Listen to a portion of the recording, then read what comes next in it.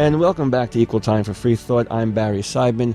Equal Time for Freethought is your evidence-based program where we are informed by scientific naturalism and secular humanism, and our mission is to discuss the underlying philosophy and scientific evidence for progressive social change, the kind of change that could bring us a more peaceful, equitable, and fair society. We address issues from politics and religion to science, philosophy, social issues, and topics of specific interest to particular groups, such as women's issues, gender issues, alternative lifestyles, atheist issues, socialist issues, and anarchist issues. Today's guest is Dr. Joel Marks, Professor Emeritus of Philosophy at the University of New Haven in Connecticut. Marks has written numerous articles for professional journals and hundreds of op-eds and columns for newspapers and magazines. Since 2000, Marks has been a regular columnist for Philosophy Now magazine and is currently a bioethics center scholar at Yale University. He has edited 2 books of philosophical psychology and is the author of 5 books on ethics, including Moral Moments, very short essays on ethics, Ethics Without Morals in Defense of Amorality, and the book we'll be focusing on today, It's Just a Feeling, the Philosophy of Desirism. Welcome to Equal Time for Freethought, Joel Marks. Hello, Barry. Happy to be with you. So, before we get into the crux of your latest works and the philosophy of desirism, I'd like to back up a little bit to talk about morality and free will. You've had a chance to listen to my interview with Dr. Waller, and while I don't want to critique his work without him here to defend it, I do want you to tell us about your own ideas on whether or not we have libertarian, or what's called libertarian free will. And what does that have to do with either morals or ethics in the first place?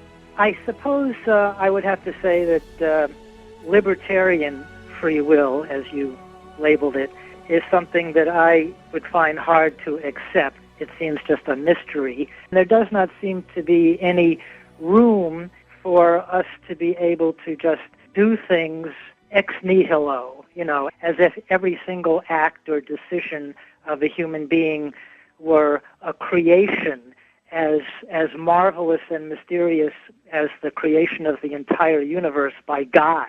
A far more straightforward way to account for both what we do when we perform an action and even for why we feel that we are doing it freely, or even as if we were doing it ex nihilo, out of nothing. The actions are the behaviors of a physical body, the human body. They are controlled by certain events in the brain, which are themselves caused by prior physical events, ultimately originating outside of the human body, and perhaps even going all the way back to the Big Bang. In addition to the physical behavior of the body that is caused by an event in the brain, there would also be presumably the physical correlate of a feeling of having ourselves brought about that event, that action of the body. But this, too, is an effect of some event in the brain, which, again, has a prior cause that is ultimately outside of the physical body. For somebody who does not believe in free will, such as, I guess, you and me, it's not going to take much more for us to conclude that there is no self either, because I think we would tend to postulate a self as precisely that entity which has the free will, right, which performs the free agent, for the free actions. Right. Well, if there are no free actions, then you don't really need a self to perform this. And this is really analogous to why some people don't believe in God, because if you don't need God to perform certain functions, such as creating the universe or accounting for why there are right and wrong, etc., well, then probably God doesn't exist. You would only have postulated that entity because that entity provided a kind of explanation for something.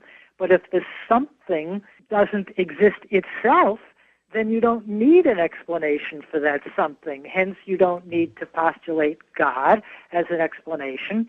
And analogously, if there is no such thing as free action for human beings, then maybe you don't need to postulate a self in order to explain why there is free action, because there isn't any. Could you explain what you mean when you use the word morality and why you think it's obsolete? My view of morality is just that it's some kind of categorical command placed upon all human beings. It might be one command, it might be a set of commands like the so-called Ten Commandments in the Bible, but what its chief characteristic is that it is required of us regardless of our desires. It may be the case that we are being commanded to do something, or that, as we say, we ought to do something, even if we desire very much not to do it. Even if our considered desire, our thoughtful and rational desire, is not to do it, it might nonetheless be an obligation that we do it or not do it. What is desirism? Where did it come from? And how can we apply it to modern human behavior, the good, the bad, and the ugly? I guess I'd have to preface an answer by saying that I don't think that the kind of morality I just described to you exists. I don't think it exists any more than I think libertarian free will exists. Okay. It's a myth or an illusion, I suppose you could say. We certainly have moral feelings. Most of us believe that morality exists, but I think that belief is a false belief. When you say there's no such thing as that kind of morality, that it's an illusion or it's a false belief, like in libertarian free will, what do you mean by that kind of morality, and why is it an illusion? The idea that the universe contains, just as much as it contains hydrogen atoms, it contains obligations and prohibitions, and also permissions that are categorical, or we sometimes call them absolute, which apply to human beings despite what those human beings may happen to desire to the contrary. Anytime we attribute wrongness, moral wrongness, of course, to a human action, or sometimes to a character trait, we could use the word also bad or evil. Whenever we say that something ought not to have been done, or you should do this, or you bear moral responsibility for that, or somebody got their just desert, all of this moralistic language is presumably referring to a set of truths which exist, as I say, just as much as the truths of physics, the laws of physics are presumed to exist. They are a part of the universe. That is what people generally believe, anyway. But I have become an amoralist because I no longer believe any of that stuff. I mean, I believe the physics, right. But I don't believe that these moral attributions refer to real properties of anything in the universe. That was a big differentiation between moral responsibility and moral language that I had with Dr. Waller when we had on the show. Sometimes using these words in ordinary English, the way the culture uses it, is very confusing. Well, language is, a confusing phenomenon to begin with. Natural language is always very confusing, and English is especially rich in that regard. It's a much less regimented language than others, so maybe the kinds of things that I'm trying to say might be spoken more clearly in some other language. I just don't know. But yes, in English, it's always going to be important to clarify just what we're talking about it every step of the way. A lot of people, when they hear you say a philosophy based on desire, may think something like, I don't know, hedonism. What do you mean by desire and desirism, and how it applies to your philosophy? Excellent question. In fact, the first chapter of my book, It's Just a Feeling, is devoted to explaining what desire is, and really it's what desire are, you might say. Desires are us, because there are so many different types of desire. And I have to give a very unsatisfactory answer to your question by saying that I do not have a theory of desire, because I think there are many, many, many, many different ways that we use the word desire. And my own use of the word desire does partake of those many different types of desire, sad to say. But I don't know how to avoid it, because many different types of desire, which are part of our everyday lives, are relevant to the alternative that I want to offer for morality. So the first thing to say in answering your question, what is desirism? I'm using it to label an alternative to morality, because the first question that will pop into the mind of somebody who hears that I've given up on morality, I don't even believe it exists, and I'm telling people who do believe it that their belief is false, the first question somebody will naturally have is, well now what? If there's no way to say that something is right or wrong, good or bad, how can we live our lives? How can we decide what to do? And so I had to think long and hard about that myself after I first had my, what I call my anti-epiphany, which really was a shocking revelation for me. I could no longer bring myself to believe in morality. I literally did not know, how I should go about living my life at all. I was almost afraid to go out the front door, as I explain in my book. I was so used to relying upon moral reasoning as a way of figuring out what to do and what not to do that, suddenly this being gone, how could I do anything? So I had to think through that. And fortunately, I had no idea where my thinking would lead me. Fortunately, I did come up with what I believe is a solution, and the solution is what I label desirism. And I call it desirism because it seems naturally to me to describe my solution in terms of desires, even though there are so many different, or maybe especially because there are so many different types of desires. So yes, sometimes we mean sensory or sexual desire. Just by that word desire alone, it can bring to mind the notion of sexual desire. But the very term sexual desire will give us a clue that sexual desire must only be one type of desire, because otherwise it would be a redundancy. So the more generic term want might be a rough synonym for the broad range of phenomena that I'm labeling desire. But the notion I'm talking about is totally commonplace. So what I'm saying in a nutshell about desire is that we have sufficient basis for deciding what to do on particular occasions and even how to go about living our life in general on the basis of the gamut of desires that fill our psyche and our soul, with one very important proviso.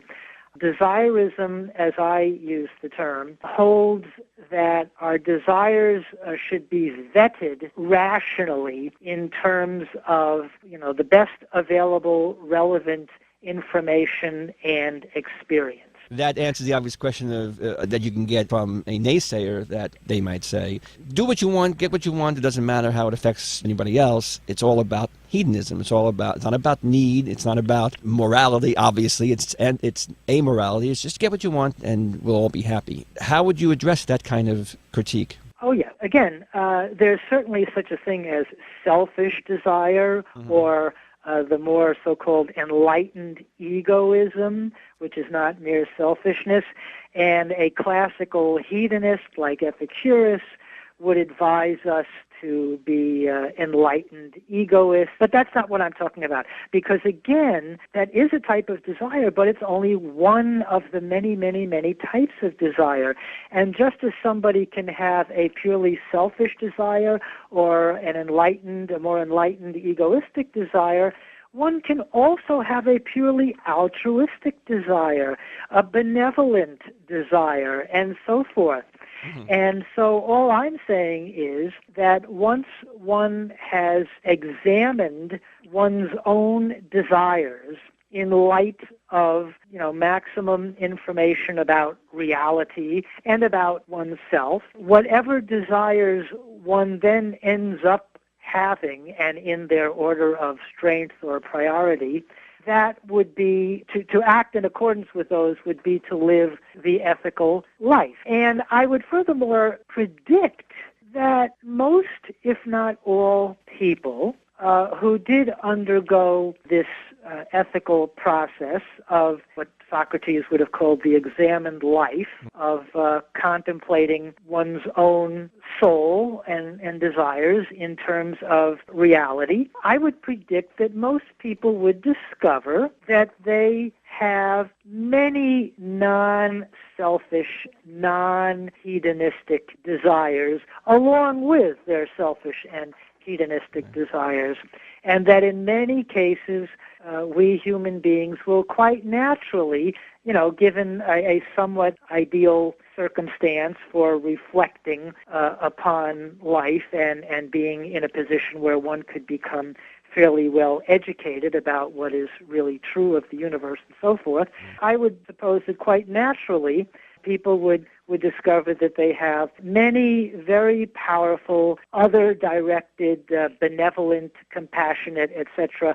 kinds of desires, which could even be stronger, much stronger than many of their self-interested desires, to the point where individuals could make genuine sacrifices, even the so-called supreme sacrifice on occasions, even if they did not have a selfish desire in being rewarded in an afterlife for doing something nice to somebody else, but just because of an intrinsic desire to help somebody else that they genuinely cared about. But you mentioned the word ethics, and I know I asked earlier in the program the difference between morality and ethics, and the reason why I asked that is because, again, I can imagine, just to play devil's advocate for a second, another person, if I gave them the description or had them listen to what you just said on the program about desires, they might say, okay, so you have a desire to do something altruistic, to help somebody who's starving and give them food, as opposed to, say, you have a desire to hurt somebody because they angered you and you go and punch them in the face or something like that. People who are entrenched in morality talk would say, well, wouldn't you say, Joel, that the former desire is a good moral desire and the second desire is an immoral desire? Okay, first of all, again, up front, as it were, we're dealing with words, as always, right? So, of course, there's going to be a lot of misunderstanding just at the level of words, and we might find that if we could get past that kind of misunderstanding, we might actually agree on a lot. So that would be one general remark I would make to this devil's advocate who is asking me the question that you just posed. So as I said before, morality has to do with absolute obligation, whereas I'm using the word ethics to label a form of inquiry. It's the form of inquiry which asks very general questions like, how shall I live? What shall I do? But it's not asking what is the morally right thing to do or what is really morally good or morally bad, because that's already begging the question. Morality, it seems to me, is one type of answer that somebody can give to the question of ethics. How shall I live? A moralist would say, the answer to that question is you should live morally. But I would give a different answer. I would say live in accordance with your considered desires. And then when we get down to very particular questions like, how shall I, Joel, live versus how shall Barry live? What shall I do in this situation versus what shall I do in this other situation or at a different time, etc., etc. Different people at different times, or even the same person at different times, may give different answers to those same particular questions. according to what I call desirism, whereas with a moralist, you might be more likely to be given the same answer to all the people on all the different occasions. So it doesn't matter that in this particular situation, a desirist might decide to lie, whereas in another situation, the desirist might decide not to lie. The moralist might say, well, it's wrong to lie, period. You shouldn't have done it in either case. Right. You talk about how one goes about deciding what their desires actually are, and then how to achieve them. And I'd like to address this in two different areas. One, on the mega scale of our society, how can we decide in our current capitalistic, moralistic, hierarchical, religious society what those actual desires are and how to achieve them? Maybe you can address that larger societal issue in a personal way by saying, how did you come to know what your desires were, and then what did you do to try to achieve them? You know, this process of desirism is not really anything new. You know, when we're faced with a choice, it's a very ordinary procedure to reflect upon the options available and the reasons one has, pro and con. I'm simply subtracting something from that quite normal thought process. I'm simply saying, well, you can leave out of the thought process the thought, this is wrong to do, or this is something you are morally obligated to do. Just the way I would say you can leave out of it, well, God says you should do such and such. You know, those considerations, I would say you can just safely forget about, all right? Mm-hmm. But then everything else would still be left. All the concrete facts that bear on a particular decision you have to make would still be perfectly relevant, and thinking about them logically would still be what you would want to do, I would presume, if you're a rational human being. It's not really anything that novel. Maybe we need to hit on specific examples. You're a scholar of bioethics, for instance. Let's take it a little bit more broad before we get really personal. But as a bioethicist, you've had to make decisions or discuss what's ethical or not ethical using desirism, or rather avoiding moralism. Right. I mean, there was the Terry Schiavo case, or there's the case of abortion, and then there's criminal justice, like the long, drawn-out case of Jodi Arias, the woman who killed her ex-boyfriend, and who's now facing the death penalty. These are large social issues where we have to come to ethical decisions. So, as a bioethicist or as an ethicist, period, how do you personally, with leaving out moralism, deal with these kinds of issues? Well, I certainly discuss this sort of thing at length right, I know. in my books and articles and op-eds, et cetera, et cetera, et cetera. And the one issue that I have focused on in the last few years has been animal ethics. Mm-hmm. And that has really been my specialty as a bioethicist recently. And it's a much neglected area in, what shall I say, the media, because you mentioned some of the big areas, criminal justice, medical ethics, which capture the headlines and people are always obsessing about, which of course are important issues. But it amazes me the magnitude of the issues in animal ethics. I myself was not at all clear about their magnitude before I began to specialize in this approximately, let's say, 6 or 7 years ago. It came about almost by accident. And I became instantly appalled at the amount of cruelty that human beings impose on other animals that is, even from a certain perspective, and certainly just in terms of sheer numbers of sentient beings, far exceeds the amount of cruelty and killing that human beings do to one another. Yeah. Hard to believe, but sadly, yeah. Very, very true. Again, just in terms of numbers, in a single year, just in the United States, human beings kill at least 10 billion animals completely unnecessarily in order to eat them. because no sooner had I become aware of this enormity of the human mistreatment of other animals than I became an amoralist. And I had certainly conceived of my response to learning about animal ethics. I certainly conceived of my response as a moral response.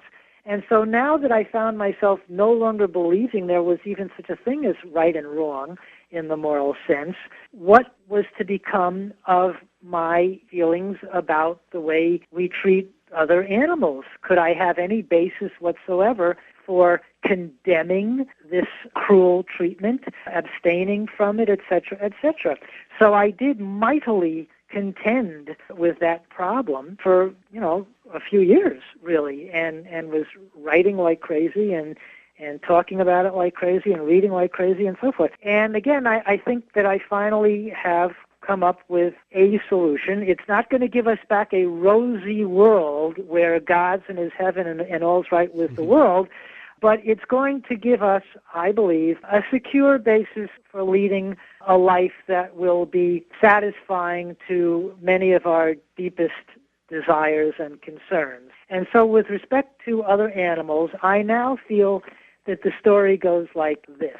First of all, in my own personal case, I realized that the bulk of my response to all this cruel behavior that I was learning about was an emotional response having to do with the violation of some very deep, strong desires that I happen to possess. I don't really know exactly why I possess these desires.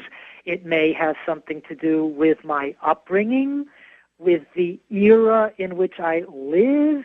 It may be something that is hardwired genetically, and there may be some perfectly good evolutionary reason for why I have these desires. But whatever the explanation, the simple psychological fact of the matter is that after reflecting at great length on the plight of other animals at human hands, and after researching this and learning so much about it, I discovered that I still retained extremely strong desires not to do any of those things myself, not to be complicit in any of those actions myself, and also to try to persuade other people to refrain from such actions.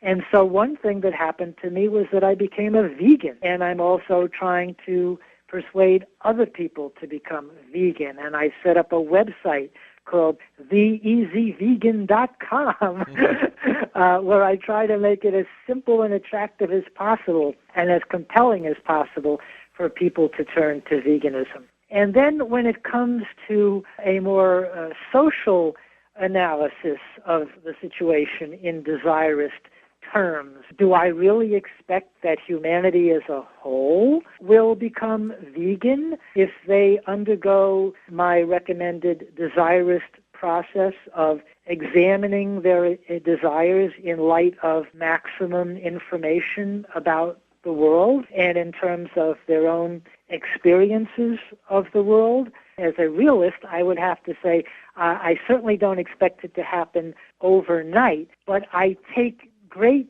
strength from some recent examples that we've seen in our own society. Take homosexuality, for example, which is something that I used to write quite a lot about, because, again, that was another thing that I had discovered was an issue when I hadn't even considered it as an issue growing up in New York City, I suppose. I mean, it just wasn't an issue for me. And then I discovered that there's such a thing as the red states. and all of this, and then I discovered that the red states are really in the blue states as well, and I discovered all this bigotry all around me, and it really came as a shock to me. I just didn't know there was all this bigotry out there, and so I wrote a lot about that at one time. So it's a shock, first of all, to find that there's almost universal bigotry with regard to homosexuality, but then what a pleasant shock to realize that this very calendar year, all of a sudden the dominoes are falling. It's like all of a sudden the whole country has reconciled to the existence and even non-evilness of homosexuality. It's like, this is incredible. I don't know if it's because of the internet or what, that things can happen so quickly nowadays. But if you had suggested to anybody a mere 20, maybe even a mere 10, maybe even a mere 5 years ago, that the President of the United States, would come out in favor of gay marriage, et cetera, et cetera, et cetera, they would have thought you were just completely loony, just the way somebody 100 years ago would have thought you were loony if you said we'd have a black president. Human beings walking on the moon would already be part of history by the year 2013. Or that we'd have a black president, or that we might have a woman president. Exactly. Civil rights So in that respect, I am not in complete despair about the prospects for animal ethics. On the other hand, I am pretty confident. But, even to use a phrase like, well, this is the ethical thing to do, is already using a language that is potentially misleading in the same way that talking about the morally right thing to do would be, according to me. So if it turns out that you, Barry, all right, after thinking about all the reasons why you personally might want to continue to eat meat, let us say, or not, and, after researching it all and thinking rationally about it and even taking a visit to a local slaughterhouse or whatever, so that I would have to acknowledge that you are as informed and rational about the issue as I am, I can still certainly imagine easily that you might still decide to continue in your carnivorous ways. So I couldn't say, well, that's not acceptable to me. I couldn't say that's wrong or anything like that. I would say, well, I'm sad about that. I wish it were not the case, and I might still continue to try to, turn you around about that, but I also might reach a point where I felt, well, I can see that Barry is just not going to be any further persuaded on this issue. I would more efficiently use my time in trying to make this a vegan world by talking to somebody instead of Barry, to try to build up a constituency that would either outvote the carnivores in the world so that we could get certain kinds of legislation in place, or because even legislation involves coercion, and I'm not particularly a fan of coercion, among other reasons because it often just doesn't work. I think more likely I would hope to persuade more and more people to change their purchasing habits, so that even with capitalism in place, and I don't think it's going to go anywhere, even with capitalism in place, we could jump on that tiger and ride it and use the power of capitalism to make veganism as popular as carnivorism is now. And that's what our show is about, addressing progressive social change. And I do agree that among many other things you and I would agree on, a little more easily perhaps, this is my own personal decision I have to make about, is this going to be a part of my progressive social change issue or not? And there's so many different issues, of course, that we all face, and we all have those that are closest to our desires. I wanted to, and I know we're not going to have time to, get into more personal ways of examining desirism, as in having family or intimate relationships. And I know you discussed this in the book, and I would point people to read the book and see how you discuss issues of your marriage, for instance, and getting along with living with somebody as an amoralist rather than, moralizing. My former marriage. Your former marriage. Or future marriage. Or future marriage. Yeah, I have a former marriage, and who knows if I'll have a future marriage. But not just marriages, but all relationships, and how to find, I wouldn't say compromise, but how to have a better, a more respectful understanding of the other person's desires by understanding your own and understanding theirs, and working through these issues. So definitely I point people to the book on some of your articles in there. Before we go, though, just a quick aside, because we have so many changes to make in our society wow, I'm catching myself in all these words. So many things that would produce a healthier society, perhaps. I'm not even sure if that's the right terminology, but After One more to your conversation. liking, Barry. Well, You okay, know, okay. that's Well, what you mean, isn't it?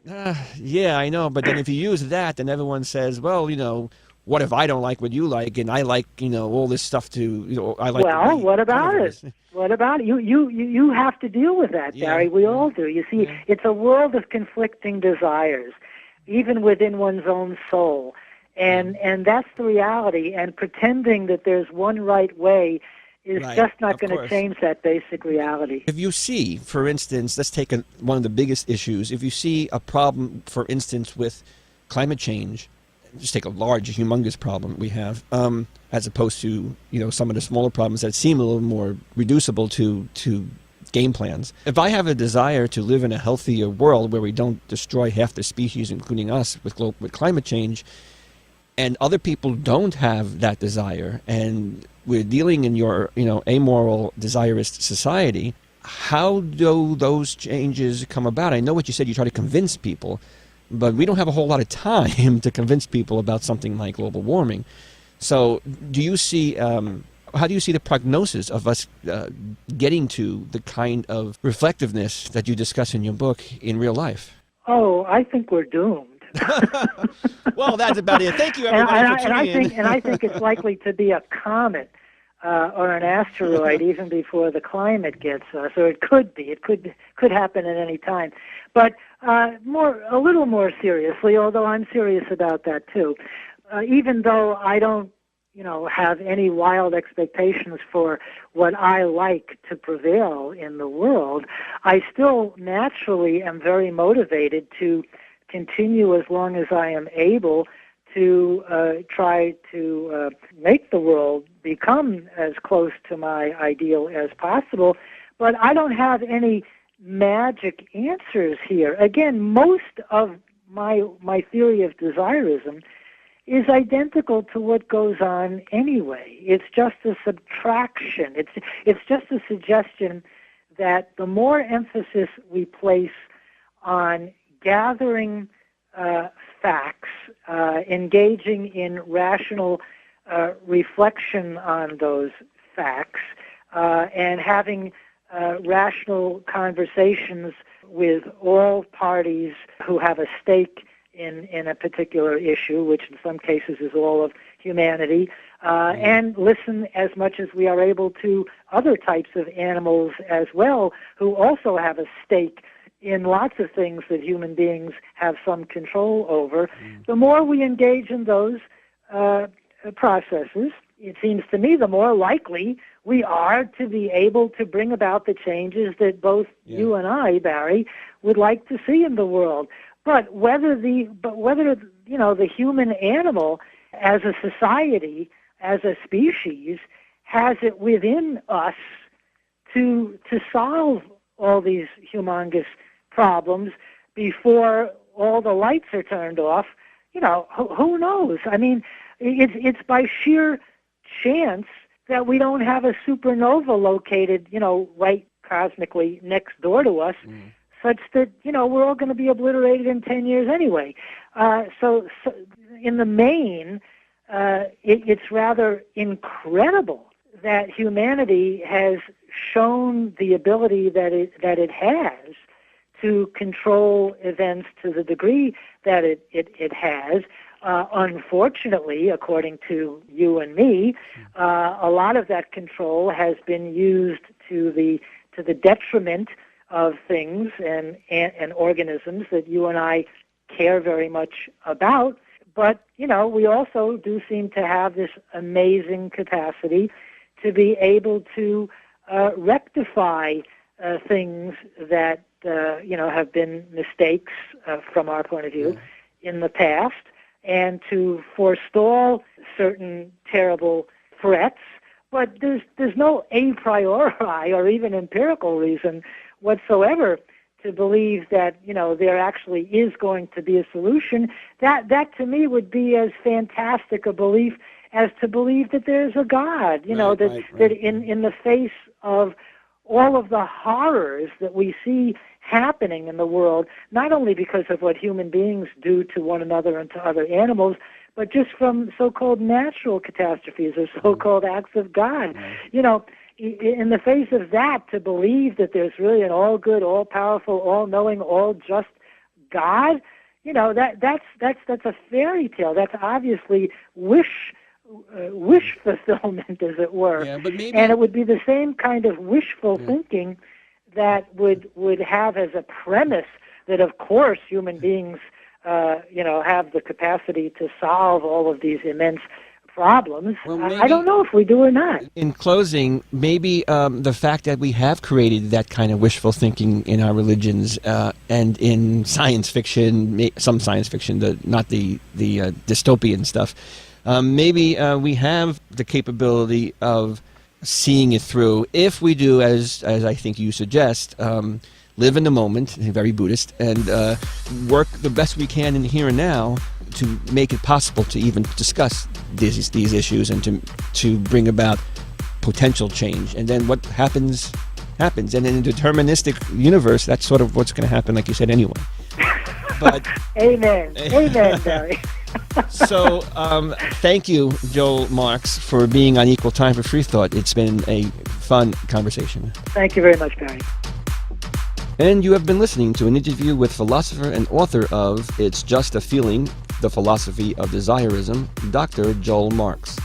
If you've missed any part of this show and want to listen to it or any other show on our archives, please visit us at equaltimeforfreethought.org. Thanks to Michael O'Neill for our web support, and thanks to our engineer today for bringing this show to you. And a special thanks to the staff at WP 88.7 Brave New Radio, the radio station at William Patterson University, whose cooperation has helped me produce now 3 programs here in New Jersey. Please do tune in to their station if you can get it from where you are. They're one of the tops in college radio. Again, my name is Barry Seibman, and stay tuned next week when Arnel Doré will have another edition for you of Naturalistic Support Workshop.